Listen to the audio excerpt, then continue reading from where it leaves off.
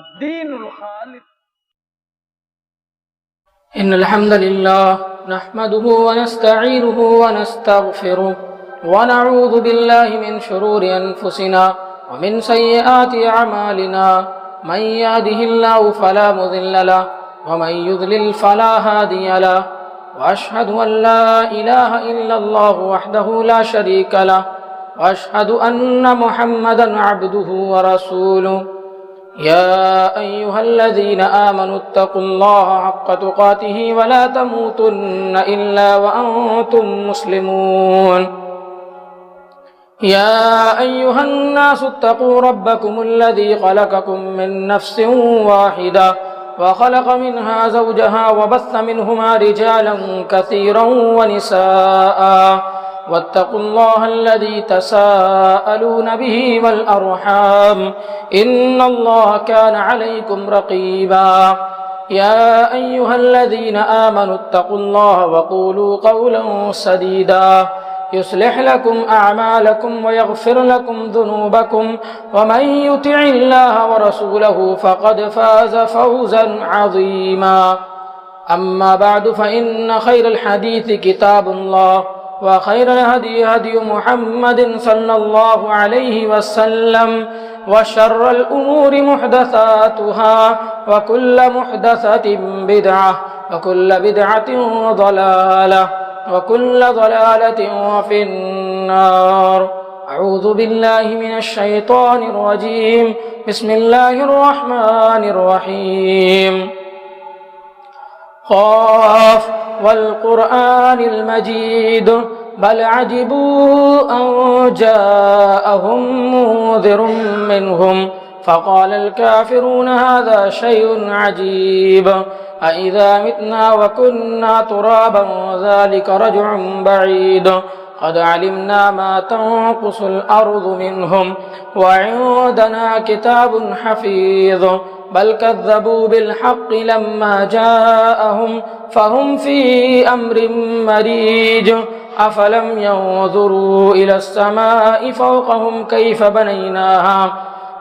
بنيناها وزيناها وما لها من فروج والأرض مددناها وألقينا فيها رواسي وأنبتنا فيها من كل زوج بهيج تبصرة وذكرى لكل عبد منيب ونزلنا من السماء ماء مباركا فأنبتنا به جنات وحب الحصيد والنخل باسقات لها طلع نضيد رزقا للعباد وأحيينا به بلدة ميتا كذلك الخروج كذبت قبلهم قوم نوح وأصحاب الرس وثمود وعاد وفرعون وإخوان لوط وأصحاب الأيكة وقوم تبع كل كذب الرسل فحق وعيد أفعينا بالخلق الأول بل هم في لبس من خلق جديد. وقال الله تعالى في موضع آخر إن عدة الشهور عند الله 12 شهرا في كتاب الله يوم خلق السماوات والأرض منها 4 حرم ذلك الدين القيم فلا تظلموا فيهن أنفسكم. وقال النبي صلى الله عليه وسلم السنة 12 شهرا منها 4 حرم 3 متواليات ذو القعدة وذو الحجة والمحرم ورجب مضر الذي بين جمادى وشعبان. رواه البخاري. رب اشرح لي صدري ويسر لي أمري واحلل عقدة من لساني يفقهوا قولي سبحانك لا علم لنا إلا ما علمتنا إنك أنت العليم الحكيم. سب سے پہلے تمام قسم کی تعریفیں، توصیفات، بڑائی و بزرگی اس اللہ وحدہ لا شریک کے لیے جس نے ہم انسانوں کو پیدا کیا اور ساتھ ہی ساتھ ہمیں ہماری پیدائش کا مقصد بھی بتلایا. فرمایا وما خلقت الجن والانس الا لیعبدون، یعنی میں نے جنوں اور انسانوں کو صرف اپنی عبادت کے لیے پیدا کیا ہے. اور اس کے بعد بے شمار درود و سلام نازل ہو ہمارے آخری نبی جناب محمد رسول اللہ صلی اللہ علیہ وسلم پر کہ جن کے ذریعہ ہمیں دین اسلام کی دولت ملی اور آج ہم مسلمان ہیں. برادران اسلام،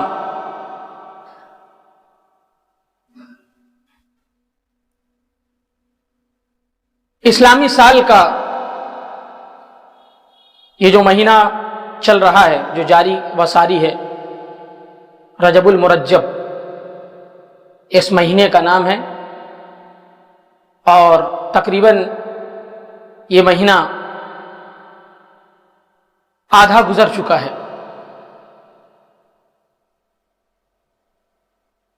اس مہینے کی فضیلت کیا ہے اور اس مہینے میں دی جانے والی بدعات کون کون سی ہے، آج کے خطبہ جمعہ میں انشاءاللہ ان کو مختصر طریقے سے بیان کروں گا۔ اللہ رب العالمین سے دعا ہے کہ ہم تمام لوگوں کو ان پر عمل کرنے کی توفیق دیں۔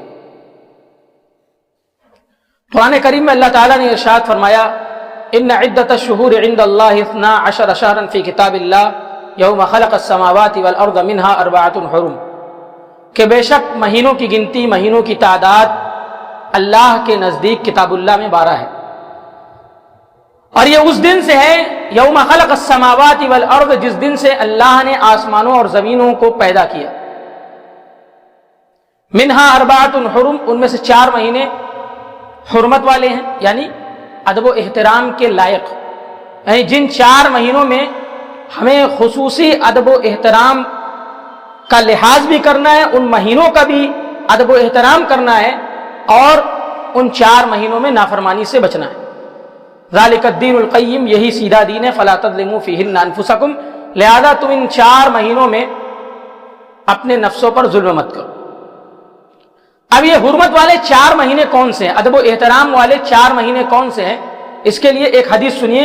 اللہ کے نبی صلی اللہ علیہ وسلم نے ارشاد فرمایا، ان عدۃ الشہور عند اللہ 12، اسی آیت کے متعلق اللہ کے نبی صلی اللہ علیہ وسلم فرماتے ہیں، السنۃ 12 شہرا منہا 4 حرم، کہ سال تو 12 مہینے کا ہوتا ہے،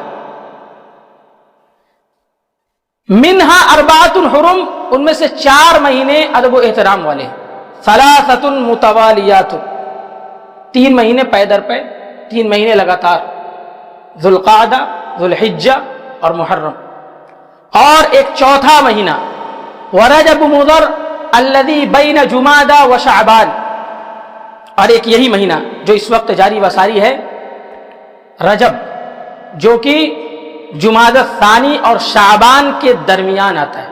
اس سے پہلے جمادہ الثانی تھا، اب اس کے بعد شعبان کا مہینہ، اور اس کے بعد ہمارا رمضان المبارک، تو یہ 4تھا مہینہ رجب المرجب۔ گویا آیت اور حدیث سے یہ معلوم ہو گیا کہ یہ 4 مہینے ادب و احترام والے ہیں۔ فلا تظلموا فیہن انفسکم، کہ تم ان مہینوں میں اپنے نفسوں پر ظلم مت کرو۔ اس آیت کے اس ٹکڑے کے متعلق علماء کرام کے بہت سارے اقوال ہیں، میں یہاں پر صرف حافظ ابن کثیر رحمہ اللہ کا قول نقل کر دیتا ہوں۔ وہ یہ کہتے ہیں کہ ان 4 مہینوں میں گناہ کرنا، نافرمانی کرنا، ان کا جو عذاب ہے وہ کئی گنا بڑھا دیا جاتا ہے، اور ٹھیک اسی طریقے سے اگر ہم ان 4 مہینوں میں نیکی کرتے ہیں، عمل صالح کرتے ہیں، تو اس کا اجر و ثواب بھی بڑھا دیا جاتا ہے۔ ایسا نہیں کہ صرف ایک طرفہ معاملہ ہے، ایسا نہیں، جس طریقے سے ہم نیکی کا کام کرتے ہیں، عمل صالح کا کام کرتے ہیں، اس کا اجر و ثواب بڑھا دیا گیا ہے ان 4 مہینوں میں، اسی طریقے سے اگر ہم گناہ کا کام کریں گے تو اس کے متعلق جو عذاب ہے وہ اور بڑھا دیے جائیں گے۔ خصوصی ان 4 مہینوں کے متعلق یہ باتیں آئی ہیں جو کہ شریعت اسلامیہ نے آرڈر کیا ہے۔ اب رہی بات نافرمانی، گناہ کرنا، یہ تو سال کے 12 مہینوں میں منع ہے، اور ان 4 مہینوں میں کیوں، وہ میں نے بالکل واضح کر دیا کہ صرف ان کے ادب و احترام کی وجہ سے، ان کے تقدس کی وجہ سے، اور قرآن اور حدیث کے مطابق ان پر عمل کرنے کی وجہ سے۔ نافرمانی کرنا، گناہ کرنا، مان لیجئے چھوٹا گناہ ہو گیا، چھوٹی نافرمانی ہو گئی، ہم نے اللہ تعالیٰ سے استغفار بھی کیا, اللہ تعالیٰ نے ہم کو معاف بھی کیا. لیکن خاص اس مہینے میں, رجب المرجب میں, اس مہینے میں کئی بدعات اس مہینے کے حوالے سے ایجاد کی گئی. پہلی بدعت صلاۃ الرغائب کے نام سے. صلاۃ الرغائب ایک عجیب و غریب طرح کی نماز ہے. صلاۃ الرغائب, نام یاد رکھیے گا, صلاۃ الرغائب. اس نماز کی کیفیت اتنی طویل ہے کہ جس کی وجہ سے میں حفظ نہ کر سکا, تو اس لیے میں آپ لوگوں کے لیے نوٹ کر کے آیا ہوں کہ اس نماز کی کیفیت کیا ہے. آپ صلی اللہ علیہ وسلم کی طرف آپ کا یہ قول منسوب کیا گیا نماز کی کیفیت کے متعلق ہی, صلاۃ الرغائب کے متعلق, کہ جو شخص رجب کی پہلی جمعرات کے دن کا روزہ رکھے, پھر جمعہ کی رات کو مغرب و عشاء کے درمیان 12 رکعات دو دو کر کے اس طرح پڑھے کہ ہر رکعت میں سورۃ الفاتحہ کے بعد 3 مرتبہ سورۃ القدر اور 12 مرتبہ سورۃ الاخلاص کی تلاوت کرے. جب نماز سے فارغ ہو تو مجھ پر 70 مرتبہ درود شریف پڑھے. کون سا درود شریف؟ اللہم صلی علی محمد نہیں, اللہم صلی علی محمد النبی الامی وعلی آلہ. پھر سجدہ میں چلا جائے اور یہ دعا 70 مرتبہ پڑھیں. کون سی دعا؟ سبوح قدوس رب الملائکۃ والروح. اس کے بعد سر اٹھا کر یہ دعا 70 مرتبہ پڑھیں, رب اغفر ورحم وتجاوز عما تعلم انک انت العزیز الاعظم. اس کے بعد وہ دوسرا سجدہ بھی اسی طرح کریں. اس کے بعد وہ جو کچھ اللہ تعالیٰ سے مانگے گا اس کی ہر حاجت پوری کی جائے گی. یہ اس طرح کی کیفیت صلاۃ الرغائب کے متعلق اللہ کے نبی صلی اللہ علیہ وسلم کی طرف منسوخ کی گئی ہے. علماء نے اس کیفیت کو, یا یہ کہا جائے کہ اس حدیث کو ضعیف تو چھوڑیے, اس کو موضوعات میں شمار کیا, یعنی اس حدیث کو گڑھ کر اللہ کے نبی صلی اللہ علیہ وسلم کی طرف منسوب کیا گیا. شارٹ کٹ میں یہ سمجھ لیجئے کہ اس طرح کی احادیث پر عمل کرنا تو دور کی بات, اگر کوئی عمل کرتا ہے تو اس کو کتنا بڑا عذاب ہوگا, اور جس نے ایجاد کیا اس کو کتنا بڑا عذاب ہوگا. اللہ تعالیٰ ہم تمام لوگوں کو بچائے. اور بھی مختلف اقوال ہیں. اور اسی طریقے سے دوسری بدعت, اسی مہینے میں یہ کہا جاتا ہے, دعویٰ کیا جاتا ہے کہ رجب کے مہینے میں جو انسان روزہ رکھے گا اس کے خاص فضائل ہیں. خاص فضائل ہیں. حالانکہ رجب المرجب کے مہینے میں اللہ کے نبی صلی اللہ علیہ وسلم سے روزہ رکھنے کے متعلق کسی تاریخ میں روزہ رکھنے کے متعلق کوئی خاص فضیلت وارد نہیں ہے. اللہ کے نبی صلی اللہ علیہ وسلم کا معمول کیا تھا آپ تمام لوگ جانتے ہیں. ایام 20 کے روزے رکھتے تھے ہر مہینے میں, 13, 14, 15 تاریخ ہر مہینے میں رکھتے تھے. ہفتے میں روزے رکھتے تھے, سوموار کا, جمعرات کا رکھتے تھے کہ نہیں رکھتے تھے؟ بس وہی سلسلہ اللہ کے نبی صلی اللہ علیہ وسلم کا, صحابہ کرام کا بھی اس مہینے میں ملتا ہے. لیکن کوئی خاص فضیلت, کوئی خاص عمل صحابہ کرام کا اس مہینے میں یا اس مہینے کی کسی تاریخ کو خاص کر کے روزہ رکھنا, یہ آپ کو اللہ کے نبی صلی اللہ علیہ وسلم کے نہ تو قول سے, نہ تو عمل سے, نہ صحابہ کرام کے طرز عمل سے ملے گا, نہیں ملے گا. تیسری بدعت, ماہ رجب یہ جو چل رہا ہے, اس مہینے کی 27ویں رات کی عبادت اور اگلے دن کا روزہ رکھنا. اچھا, اب سوال یہ من میں آیا کہ 27ویں رات ہی کو کیوں عبادت کرتے ہیں؟ اس تعلق سے بھی ایک غلط فہمی ہے. کہتے ہیں کہ اللہ کے نبی صلی اللہ علیہ وسلم کو جو اسراء و معراج کا جو معجزہ دیا گیا وہ رجب المرجب کے مہینے میں 27ویں تاریخ کو دیا گیا. حالانکہ یہ قول صحیح نہیں ہے. اللہ کے نبی صلی اللہ علیہ وسلم کو جو اسراء و معراج کرائی گئی وہ بالکل تحقیق کے مطابق اور صحیح اقوال کے مطابق ماہ ربیع الاول میں. تو گویا اسراء و معراج کا تعلق اس مہینے سے رجب المرجب سے نہیں ہے. تو آپ کا یہ عمل ایسے ہی غلط ہو جاتا ہے. اگر مان بھی لیتے ہیں کہ اللہ کے نبی صلی اللہ علیہ وسلم کو یہ معجزہ دیا گیا اسی مہینے میں 27 تاریخ کو, تو اس سے یہ کہاں ثابت ہوتا ہے کہ اس رات جو ہے بڑھ چڑھ کر عبادت کیا جائے اور اس کے بعد اگلے دن کا روزہ رکھا جائے؟ کیونکہ اللہ کے نبی صلی اللہ علیہ وسلم کے عمل سے تو یہ ملا نہیں، صحابہ کرام کے طرز عمل سے تو یہ ملا نہیں، تو گویا یہ ہو گئی بدعت۔ اللہ کے نبی صلی اللہ علیہ وسلم نے فرمایا من احدث فی امرنا ھذا ما لیس منہ فہو رد، کہ جس نے ہمارے اس دین میں کوئی نئی چیز ایجاد کی جس کا اس سے کوئی تعلق نہیں تو وہ مردود ہے۔ مردود وہ انسان بھی ہے، ایسا نہیں کہ صرف عمل مردود، وہ آدمی بھی مردود ہے، اور وہ عمل تو بہرحال مردود ہے ہی۔ اب اس کے بعد رجب کا کونڈا، بہت ہی مشہور چیز، بہت ہی مشہور چیز۔ اسی مہینے میں 22ویں تاریخ، ابھی غالباً آج 17 تاریخ ہے رجب کی، تو اسی مہینے میں 22 تاریخ کو رجب کا کونڈا یا کونڈے کے نام سے ایک تہوار منایا جاتا ہے۔ ہمارے یہاں مسلم علاقے ہیں اور مسلمانوں میں کئی فرقے ہیں، اور آپ بھی دیکھتے ہوں گے، آپ کو دعوتیں بھی دی جاتی ہوں گی قورمہ کے لیے، یا اسی طریقے سے کہا جاتا ہے کہ ٹھیکوے کے لیے، یا بہترین مٹھائیاں، ان سب چیزوں کے لیے دعوتیں دی جاتی ہیں۔ کیا کس نام پر؟ رجب کے کونڈے کے نام پر، 22ویں تاریخ کو۔ تو یہ رجب کا کونڈا کیا ہے، کس چیز کے متعلق یہ منایا جاتا ہے، کس کے نام پر منایا جاتا ہے، یہ بھی ہم اور آپ سنتے چلے۔ امام جعفر صادق رحمہ اللہ، ان کے نام پر 22 رجب کو رجب کا کونڈا کہہ کر یہ تہوار منایا جاتا ہے، 22 رجب۔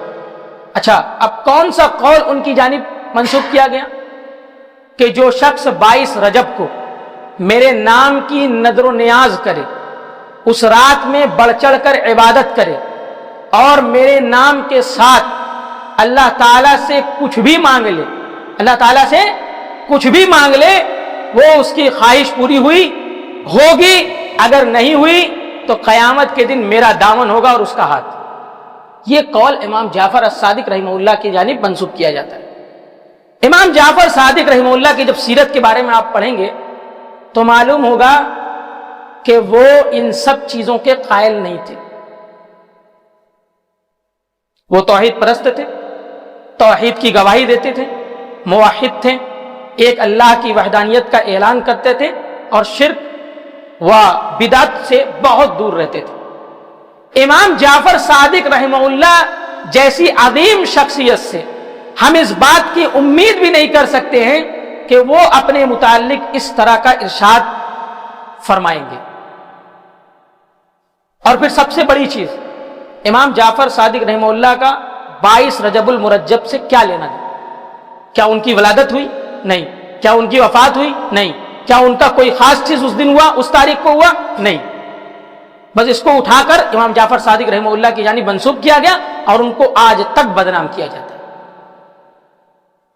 تو یہ کئی بدعتیں رجب المرجب کے مہینے میں آپ لوگ جو ہے سنیں گے، اور ساتھ ہی ساتھ عمل کرنے والے عمل کرتے ہیں۔ ایک اور بدعت ہے ہزاری نماز، ایک ہزاری نماز۔ ہاں، رات بھر نماز پڑھ کر معلوم نہیں کہ نماز پڑھتے بھی ہیں کہ نہیں، ایک ہزاری نماز، ہزاری نماز، الصلاۃ الالفیہ، ہزاری نماز۔ 2 رکعتیں تو یہاں پڑھی نہیں جاتی ہے، 1000 رکعتیں پڑھنے کا دعویٰ کرتے ہیں۔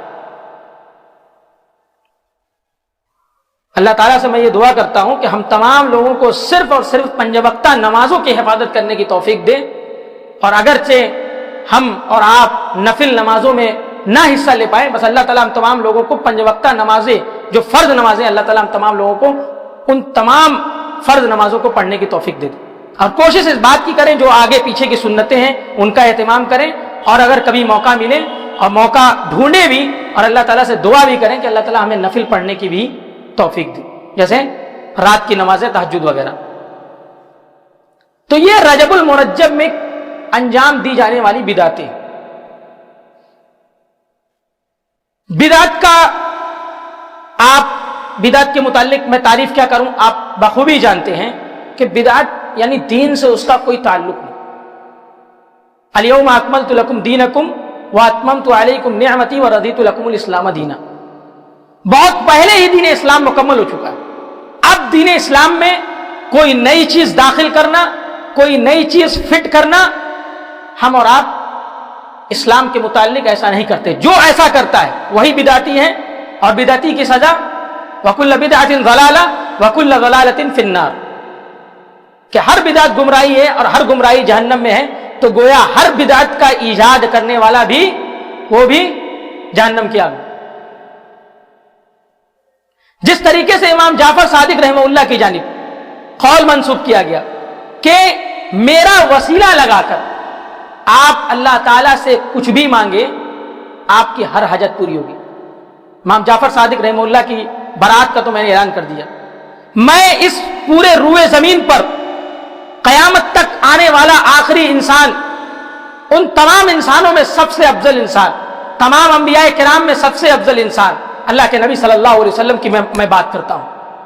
اللہ کے نبی صلی اللہ علیہ وسلم، وہ لمبی حدیث آپ کو یاد ہوگی کہ اس موقع پر اللہ کے نبی صلی اللہ علیہ وسلم نے تمام قبائل والوں کو ایک جگہ پر جمع کیا اور ہر قبیلے والوں کو الگ الگ کر کے ارشاد فرمایا کہ تم بھی جو مجھ سے دنیاوی زندگی میں لینا ہے لے لو، لیکن میں تمہیں قیامت کے دن اللہ تعالیٰ سے کوئی فائدہ نہیں پہنچا پاؤں گا. فَإِنِّي لَا أُغْنِي عَنْكُم مِّنَ اللَّهِ شَيْئًا، کوئی فائدہ نہیں اللہ تعالیٰ سے پہنچا پاؤں گا. آخر میں اپنی پیاری صاحبزادی حضرت فاطمہ رضی اللہ تعالی عنہ، لخت جگر تھی اللہ کے نبی صلی اللہ علیہ وسلم کی، ان کے جگر کا ٹکڑا تھی، سب سے پیاری بیٹی فاطمہ رضی اللہ تعالی عنہ کہتے ہیں کہ سلینی من مالی ما شئتی، میرے مال میں سے جو تو چاہتی ہے لے لے. دنیاوی زندگی میں جو چیزیں ہیں، جو تجھ کو چاہیے تم مجھ سے لے سکتی ہے، لے لے. یا فاطمہ انقذی نفسک من النار، لیکن اے فاطمہ اپنے آپ کو جہنم کے آگ سے بچا. فإنی لا اغنی عنک من اللہ شیئا، کیونکہ میں قیامت کے دن اللہ تعالیٰ سے تجھ کو کوئی بھی فائدہ نہیں پہنچاؤں. جو چاہتی ہے دنیاوی زندگی میں لے لے، جو مال چاہتی ہے لے لے، جو چیزیں دنیاوی چاہیے لے لے، لیکن قیامت کے دن اگر تجھ کو یہ امید ہے کہ میں تجھے کچھ فائدہ پہنچاؤں گا، میں تیرا والد ہوں، تو یہ غلط فہمی اپنے ذہن و دماغ سے نکال دے. کہ اللہ کے نبی صلی اللہ علیہ وسلم کا حال ہے. کیوں؟ کیونکہ وہ یہ بات جانتے ہیں کہ جس دن قیامت قائم ہوگی اس دن بادشاہت صرف ایک کی چلے گی، اور وہ کون ہوگا؟ صرف اللہ تعالیٰ، اللہ رب العالمین. قل واللہ احد اللہ الصمد لم یلد ولم یولد ولم یکن لہ کفوا احد. اس سے پہلے میں نے شفاعت کے موضوع پر اس مسجد میں خطبہ دیا تھا. شفاعت کے متعلق بھی میں نے بالکل یہ واضح کر دیا تھا کہ اس دن شفاعتیں جن کو دی جائیں گی کہ آپ جو ہے فلاں کے لیے سفارش کیجیے، شفاعت کریے. میں نے کہا تھا کہ آدمی اپنے سے بھی شفاعت نہیں کر سکتا کہ لاؤ میں باپ ہوں اپنے بیٹے کے لیے سفارش کر دوں، اس کو جہنم سے بچا لوں. نہیں، اللہ تعالیٰ اس آدمی کو چنے گا، اس آدمی کو چنے گا کہ بھائی تم شفاعت کرو، اور کس کے لیے شفاعت کی جائے یہ بھی اللہ تعالیٰ چن کر بتائے گا کہ فلاں کے لیے سفارش کرو. ورنہ جو باپ ہیں وہ اپنے نافرمان اولاد کو کیا جہنم میں جاتے ہوئے دیکھیں گے؟ یا اولاد نیک ہے، باپ نافرمان ہے، کیا بیٹا اپنے باپ کو جہنم میں جاتے ہوئے دیکھے گا؟ نہیں دیکھے. اس موضوع کے متعلق بھی میں نے بالکل واضح کر دیا تھا کہ شفاعت جس کے لیے کی جائے گی اس کے لیے بھی اللہ کی اجازت کی شرط، جو کرے گا اس کے لیے بھی اللہ کی اجازت کی شرط. یہی چیز اللہ کے نبی صلی اللہ علیہ وسلم کے ذہن میں تھا کہ بھائی دنیاوی زندگی میں جو چاہیے لے لو، قیامت کے دن میں فائدہ نہیں پہنچا پاؤں گا. اگر فائدہ پہنچاؤں گا بھی تو وہ بھی اللہ کی اجازت کے بعد، اور فائدہ اگر پہنچاؤں گا بھی تو انہی لوگوں کے لیے جن کو اللہ تعالیٰ اجازت دے گا. اللہ تعالیٰ سے آخر میں دعا ہے کہ ہم تمام لوگوں کو دین میں بدعتوں کے ایجاد کرنے سے بچائے، دین میں بدعات کی سنگینی پر اللہ تعالیٰ ہم تمام لوگوں کو متنبہ کرے، اور جب تک ہمیں اس دنیا میں زندہ رکھے، اسلام پر زندہ رکھے، جو ہمارا خاتمہ ہو ایمان بالخیر ہو.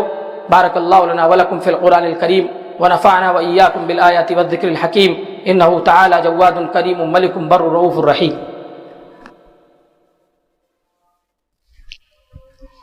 ان الحمد للہ نحمده ونستعينه ونستغفره ونعوذ بالله من شرور أنفسنا ومن سيئات أعمالنا من يهده الله فلا مضل له ومن يضلل فلا هادي له وأشهد أن لا إله إلا الله وحده لا شريك له وأشهد أن محمدا عبده ورسوله أما بعد فإن خير الحديث كتاب الله وخير الهدي هدي محمد صلى الله عليه وسلم وشر الأمور محدثاتها وكل محدثة بدعة وكل بدعة ضلالة وكل ضلالة في النار. أعوذ بالله من الشيطان الرجيم. بسم الله الرحمن الرحيم. إن الله وملائكته يصلون على النبي يا أيها الذين آمنوا صلوا عليه وسلموا تسليما. اللهم صل على محمد وعلى آل محمد كما صليت على إبراهيم وعلى آل إبراهيم إنك حميد مجيد. اللهم بارك على محمد وعلى آل محمد كما باركت على إبراهيم وعلى آل إبراهيم إنك حميد مجيد. عباد الله رحمكم الله، إن الله يأمر بالعدل والإحسان وإيتاء ذي القربى وينهى عن الفحشاء والمنكر والبغي يعظكم لعلكم تذكرون. اذكروا الله يذكركم وادعوه يستجب لكم ولذكر الله تعالى أكبر والله يعلم ما تصنعون.